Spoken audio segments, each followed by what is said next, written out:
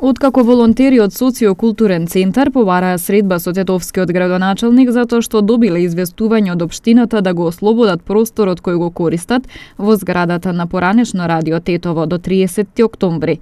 Денес Билјалка Сами на пресконференција рече дека оваа организација се обидува да ги присвои просториите.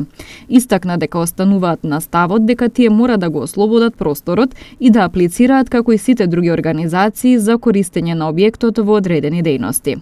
Општината одлучи да го реорганизира користењето на објектот на радио Тетово, така што сите здруженија кои се активни во нашата општина, вклучувајќи споменатата, ќе можат да аплицираат правишно и еднакво со проекти кои би ги реализирале во овој објект. А тоа ќе се прави преку Оделението за култура и спорт при секторот за јавни дејности.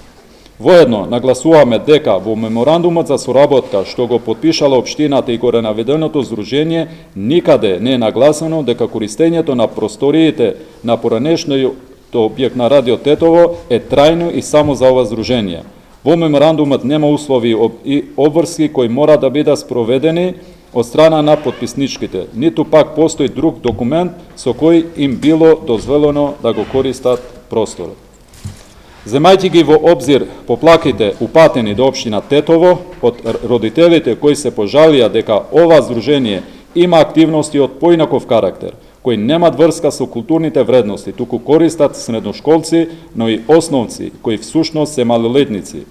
Ние као општина сме должни да ги заштитиме имотот и јавниот интерес, сносејќи одговорност за секаков вид на несреќа што може да се случи. Значи, има поплаки од родители за активности кои не се прилагодни за деца помлади од 18 години. Кои се тие? Со порнографски карактер. Од социокултурниот центар излегува со реакција на пресконференцијата на градоначалникот.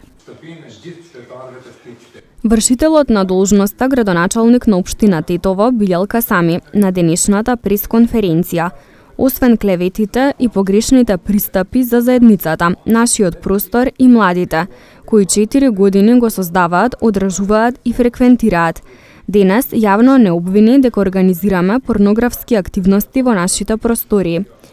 Шокирани сме од оваа длабоко навредлива изјава, особено што доаѓа од просториите на градската општина, храмот кој треба да биде прва помош во подобрување на условите и понудата за граѓаните и младите.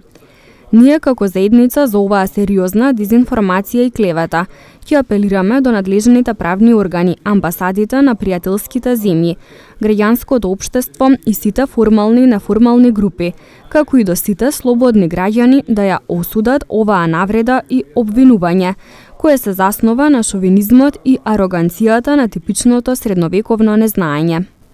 Од центарот додаваат дека имаат анкета подпишана од жителите на населбата дека ги поддржуваат нивните активности.